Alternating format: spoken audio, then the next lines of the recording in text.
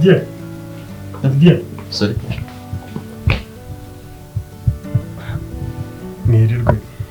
Gusa ariko nagira ngo usabe nibura nugira ahantu ugiye. Uze kunshakira akazi naye ndeke kwirirwa mu rugo gutyo nta kintu nkora. Akose washobora akazi se? Urabizi ko mfite permis none nakoraga ubushoferi ariko nakandi kazi kose nagakora njye ubu ngubu. Dore ukuntu usaye. Wese urakeka wajyayo ninde yakomera no kunuza? Ase ngibi nahindura ariko ari gihe batanga avance ku kazi wenda cyangwa nawe kaniza nk'ishatu umunsi umwe. Ubutanga zabikora neza. Urumva wiyemeje wagakora? Ntuzi ubundi gukomeza kwicara ngabingana no ko nawe ndi mu cyaro no nta kintu ndi gukora ariko. Okay, ntabwo nakwizana imbigisha fe nahita nyibona ariko twashaka n'ubundi buze ariko sinzi ntabwo koresha pe. Ariko ngiye urabizi ko ndi umukozi nyiramo imbaraga muri buri kintu cyose nkora ntabwo nakwiganda pe kandi ndubuhora bizi. Bro nyine gerageza nawe ushyiremo imbaraga. Okay, kanje ukazi bonda bitekereza bari ngaruka. Basi bikorera umuva bimbere nkaho uri kwikorera. Ariko uzugi na soko tembere naho kazi nawe wishakira kazi. Yose nagenda. Urakuze? Okay. Uza kubwira sosa kurebere muri amashati mu cyumba. Amashati nkabiye. Okay. Murakoze cyane n'ukuri. Abundi byo kuma wicenga ari umuntu w'umusore.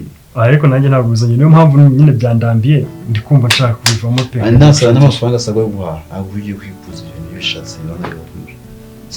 Sawa akazi keza. Nawe umusigaye. Ariko nyine mubyibuke mu bikore pe. Ndagerageza ko nawe yego.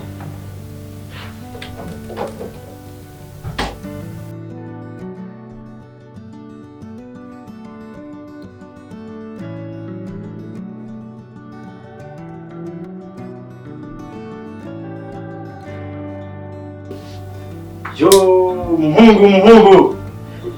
Rwego. Yo pazo. Meze bite mwa? Ni fresh.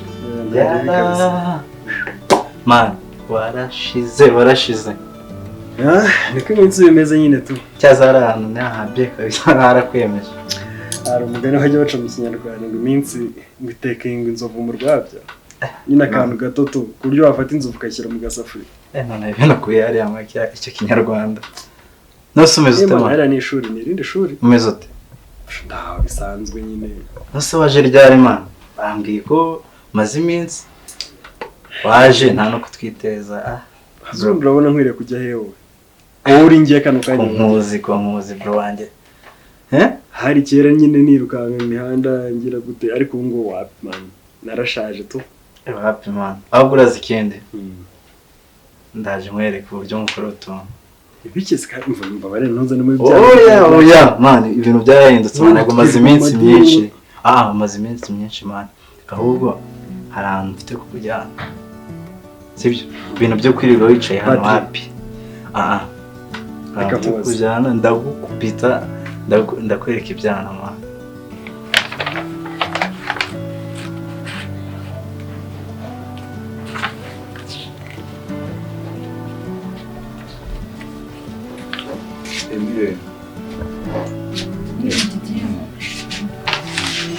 Makoze. Nizere ko ntatinze. Ntabwo ari cyane ntabwo watinze. Ariko bigenze bitese ni kwera vizo mpamagariye cyane. Didier hari ibintu ndi kubonamo hano bidasobanutse ukuntu ntazi. Muri izi dokima zose harimo ibintu bidasobanutse, ibintu bitasinywe, ibintu reba nawe ucishamo amaso urebe. Reba nk'ahangaha ndabona ntazi uko bimeze byagenze gute. Warasinye se usinyira umuntu sinzi nawe so murebe.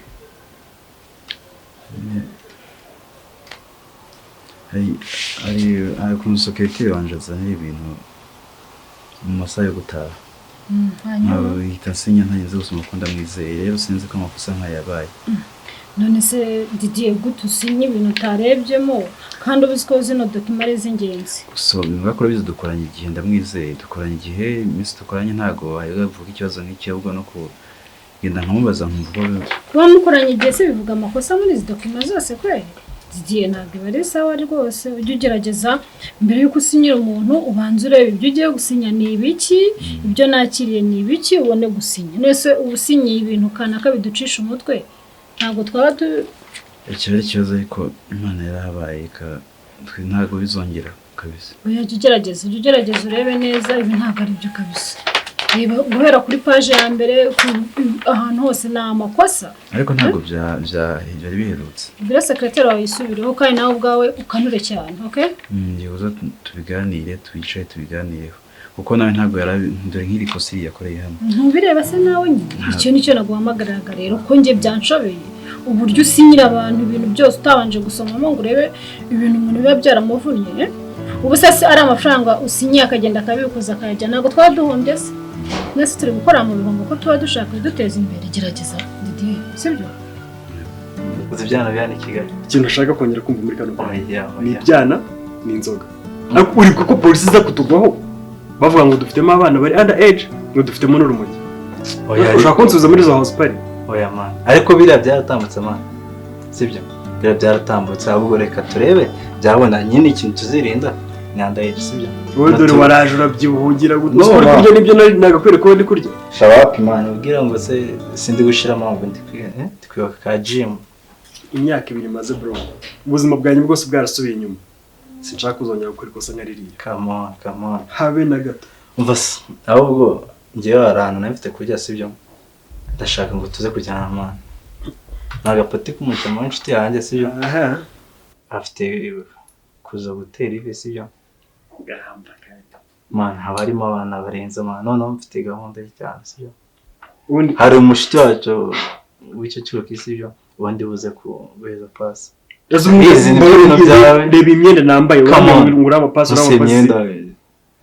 izo pasi ndazikoresha ziramarira iki none uzi umukobwa wande bakanyira santima n'uwe man oya uracyari wa wundi nuko nyine wananutse man rero sinshobora pe ibintu uri kumbwa nta kintu buze kumva man even ndikubwira birumvikana sibyo icyo nakubwira cyo sinzongera kuva muri rugo ntarabona akazi nzavana ariko ngiye gushaka akazi sito aragiye kumba na ministre waraha ibyo nibyo kwivugisha somaze iminsi ngana uza kumuganiriza twisubire sawa ndabyumva ariko ndiri igikosa nije zongereye umuntu avuze ko se rimwe kabiyoka ntabwo wese amuzongera gusubira mu sibyo Amana nje mfite inkuru nziza kuri byerekanye yabiza yabonetse cyiza cyane yabonetse ubwo rero n'ubataye kabuza noja gukora interview ku kabiri simusende bora baguhaye yego umuca ngenda nkayikora kandi mwarakoze kweri kuyitangira cyiza cyane batuma nkomeza amashuri mwarakoze mu babyeyi abaye umuhungu mwiza nawe witwaye neza yego numva bidahindutse ejo bampaye message email bagwa message okay gerageza nzasubira nyine ndebe numva ari uko ibintu bimeze kandi ibintu byose n'ubwitonzi ntabwo ibintu byose ari guhubuka Didier oya nikosa ryabaye none agerayo ujye witwara neza nawe uri kuvuga ngo hari nk'umuntu nyine ugaragaza ko yarezwe uko ibintu waraciyemo ko ari sawa kabisa icyiza ni uko njyaho intego kandi nk'ababyeyi nawe mufitiye amagambo muzantekerera Didier rero uzagenda umere neza kuko hari byinshi ndi kuguteganyiriza biri imbere bindi se biruta ibyo mukora biruta ibyo dukora ibingibi ni nk'agatonyanga ko mwamwigoye hari byinshi ndi kuguteganyiriza kandi byiza bizagushimisha niyo mpamvu rero wabaye umuhungu mwiza ugomba gukomeza ukaba n'undi muhungu ugakomeza neza ibintu byiza biri imbere ukuri mbayishimye kuva mwahereye naho mugeze umutima mwiza mufitiye muzahorane uzitware neza imbere y'ababyeyi uri imfura uzadukomeze rero umbere imfura useruke neza kuko ibyiza biri imbere hari byinshi ndi kuguteganyiriza kandi bizagushimisha kanze ejo bundi naje muri mapure gusa icyo ndi kubwira mani birumvikana wowe reka turebe uburyo babona cyangwa se ibyo wambare tuhita tugenda harimo n'akazi nyine wowe nujyayo ukambwira ngo hano mu kirere turi buganire no man turanywa turye n'ibindi si byari n'abana man nawamenya man ko ejo bundi ushaka guhura n'umwana wose no gumana mu nzu nibwo akazi kazaza kamwihorera urindira wowe tugenda sibyo anytime ushobora n'umuntu akakurangira n'akazi. Kwanza nimba ari n'iki kiganiro cyonyine wari ufite umuryango uracyafunguye wasubirayo. Kama ngwiki ntago wanyirukana ma we ibindi kubwira ko birumvikana ntange ibintu ko birumvikana kuguma muno nibwo urabona akazi ma umuso ngiye sinshaka stress muri runo rugo noneho sibyo nimba utari kumva ibyo nkubwira usaba kugenda no numbonera akazi uzabone kumbwira nsoka hanga nizo stepase nazagenze furisha iki irwungu ndi ikibazo muri runo rugo ndi ikibazo ku bantu bose ndi ikibazo ku nshuti zanjye ntabwo ari ikibazo mana ahubwo reka mwereke sibyo nubundi ntabwo uzaguma muno ngo akazi aribwo akagusanga sibyo ufite kugenda ugahura n'abandi bantu bakaguhereza akazi sibyo sawa nimara kubitekereza ndaza guhamagara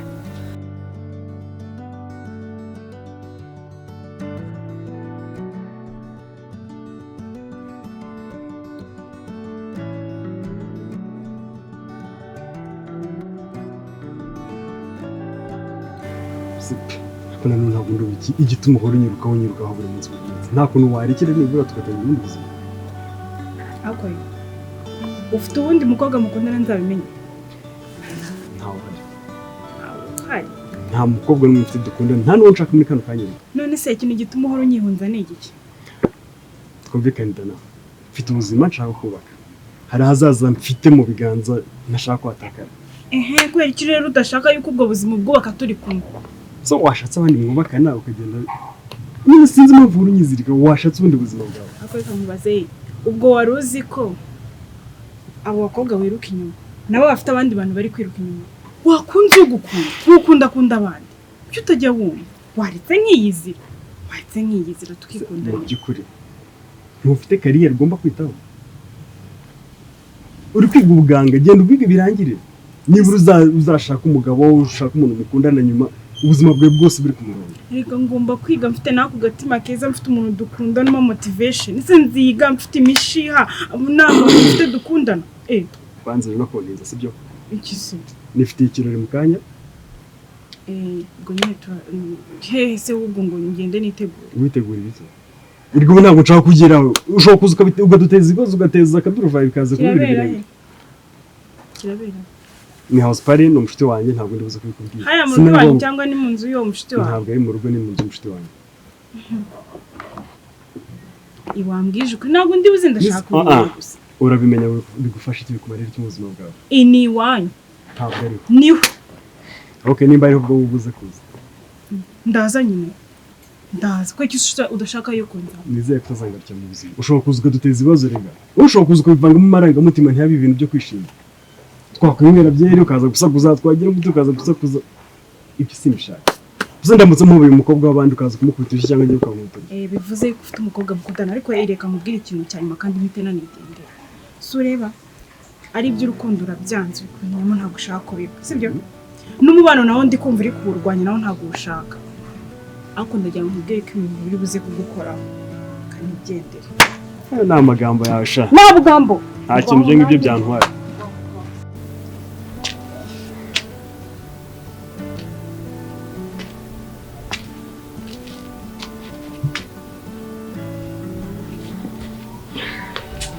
se nkawe koko ahantu nagusize ni mu ki wagiye unatembera sinatembera ngewe ko nta nshuti mfite intanga niba ndajya kuyisura ukajya kureba nyine no hanze ukuntu bimeze ibaze ko hano nagusize ariho ukicaye amasaha yose ashize nzavana ariko nabonye akazi nibura mfite ikintu kinjyanye hanze ngiye gukora ntabwo maze wabona akazi gute kandi wirirwa wicaye uba ugomba nyine no gutembera ugashaka n'inshuti n'ako kazi ukagashaka inshuti icyo zankora ariko narakibonye tu nta muntu umwe kwizera muri ino sosiyete ibyo tubyihorere kure ikintu mpuzanye wowe mpuzanye iki ahangaha aha wakaguzanyemo intoryi na karoti nyine zo guteka ikintu cyawe wenyine nta wundi muntu kigenewe ko nabonye isa n'ibyo unywa fanta nanjye nyine ubwo ni fanta zari ntabwo ari icyo kunywa cyangwa nimwicisha amatsiko nkambwira harimo iki nari nkuzaniye nyine imyenda mbona nyine uhora mu myenda imwe iki ndavuga reka nkuzanira imyenda mikeya nyine basi ujye ubasha no gutembera njyewe wawunzana imyenda. Yego. Akira.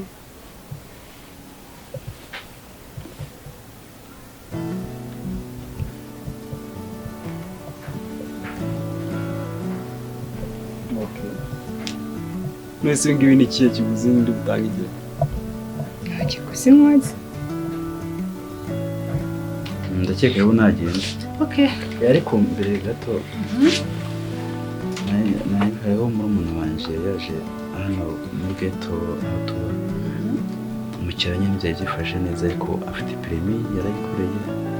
Sinzi ko twamushakira akazi muri company ukamushakiramo akazi wenda simbigize ikene wabo nk'umubyeyi sinzi ko badufasha.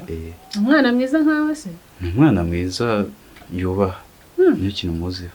Ntabwo ari ba bana baza ibintu byose bakabizambya. Biya twamugerageza wenda ushobora ko ndi mukuru we ndi kumuvuganira neza ariko wamutestinga nawe ukareba ko wamufashije kabisa. Afite ibyangombwa byose? Yes, byose abifite. Afite ya primaire imyaka 10.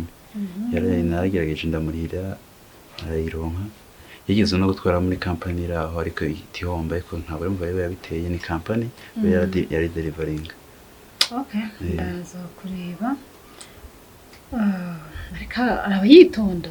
Nshaka umuntu uzaza urabona ko umukobwa wanjye n'umwana mwiza ntabwo yagize umushotora sinshaka umuntu uzenderanya ku mukobwa wanjye. Sibyo akaba umwana mwiza nkuko nawe mbere umuhungu mwiza. Twamuganiriza hagize nakosa ko rukambwira. Ndi mukuru we nkamucyaha. Okay. Sawa.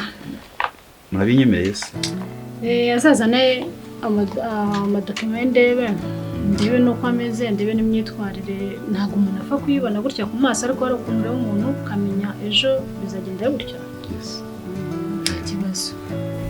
Wakwifata ukanzana imyenda se gutya kubona gusa nta kindi? Sumva ari ibintu birenze. Okay, wose uri bwungukire ni kunyitaho gutya kunganiriza. Nshaka kubona wishimye gusa. Come on.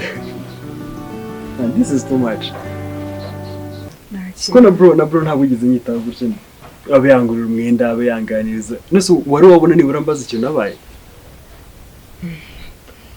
Njye ntabwo nabitindaho ntabwo ngomba gukora nka kuva nyine wambwiye biriya byakubayeho nubwo utambwiye neza ariko nyine ngomba kumva ko nyine nanjye ngomba kugufasha kugira uruhare nyine mu guhindura ubuzima nyine ugasubira mu buzima busanzwe.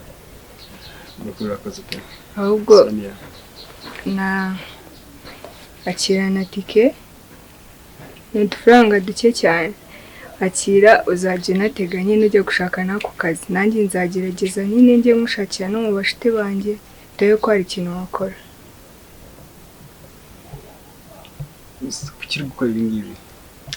Ntabirenze. Why? Kugufasha. Nase ushaka kugumuka. Okay. Cyakora akoze Imana igumugisha pe. Nawe urakoze kubyemera. Kuko njye nta kindi kintu nabona naguhereza uretse gusabira umugisha. Biragoye ko wabona umuntu muri no minsi ufite umutima nk'uwawe. Nagusaba rero nibura uzakomeza uwo mutima kandi mbona akazi nzakwishyura ibi ngibi byose. Nta mpamvu yo kunyishyura. Wowe ikintu nshaka ni nyine kureka kwigunga ukajya mu bandi nimba nta n'inshuti ufite ukazishaka nyine nako kazi ukagashaka nta kindi.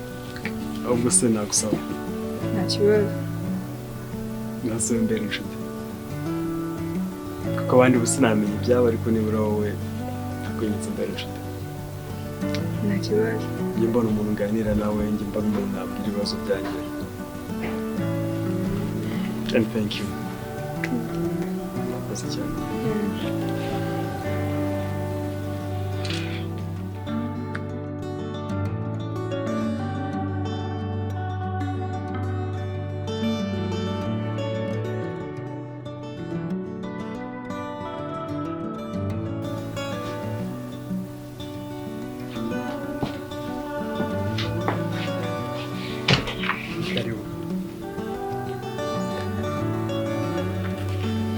Bitese. Ni amahoro ko mutugendera. Kumbona wowe wigize nk'aho utanze. ubundi ndakuzi ariko zo nyine ko mutugendereye ni amahoro. Shaho ejo bundi narakubonye numva umusatsi unyorosotseho numva isi nyikaragiyeho ndibaze uyu muntu ni igini ndi kubona ni wowe. Twe nari ngarutse kureba ko ari ibya nyabyo. Ndabona wahinduye, ndabona wabaye wa wundi wa nyawe.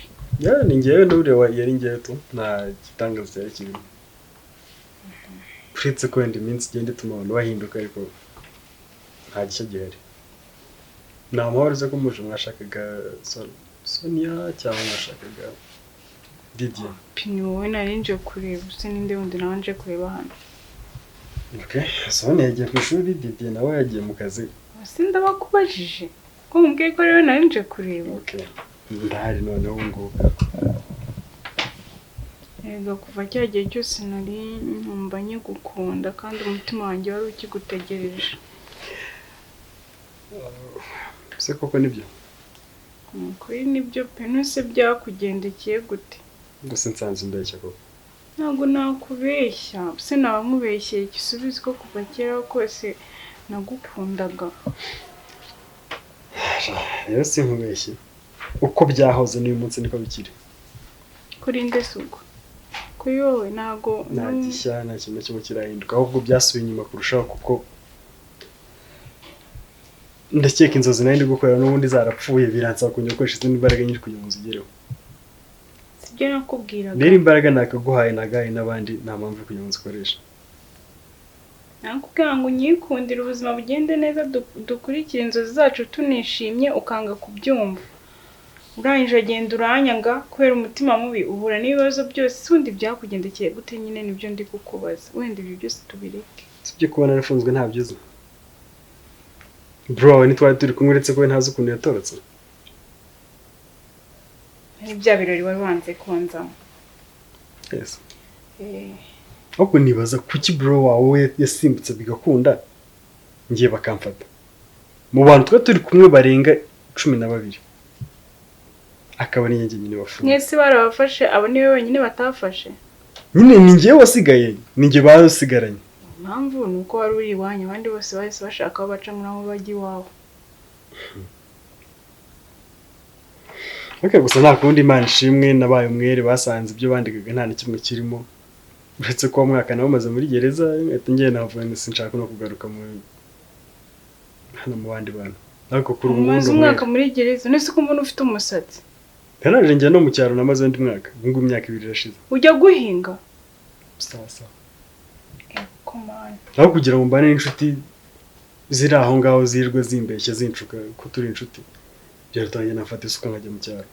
Cyangwa ngura agacupa tw'inywero maze igihe uri mu bibazo byinshi.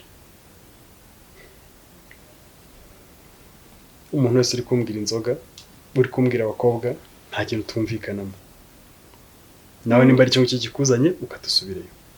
Komana, none uri kumbona hano uri kumva ngo uteye nk'iseseme. Impamvu nashaka inshuti n'imwe. Mwiperereza bakoze bambwiye ko abantu bangambaniye harimo inshuti zanjye. Gusa kubwa amahirwe nagiye no gusenga ejo ndi mu cyaro barambwira ngo unakugambaniye bizarangira muhuye. Ngazakomeza kukwikurura iruhande, ntabwo bazashyiramo imbaraga ngo guhunga. Kuko mana yanjye, none se bakubwiye ko uzamumenya? Neza ngo nzamwibwira, ntabwo ari ibintu byinshi cyane. Ko umuntu umwe mu nshuti zanjye za hafi. Ariko nanone ndacyabyibaza uwo muntu ninde. Simbizi, ahubwo rero ngiherekana cyane ndumva ibyaba ari birebire pe. Ko twari inshuti. Kirakiro rero ukizi, urumva umuntu wabarangambaniye ari. Sinari ndi kumwe nawe, reka nigende bikoze pe nabyo. Ntabwo mbese nshaka kujya kuvuga. Sibwo ntabwo wamumenya koko. Bye bye. Nane ndagukeka.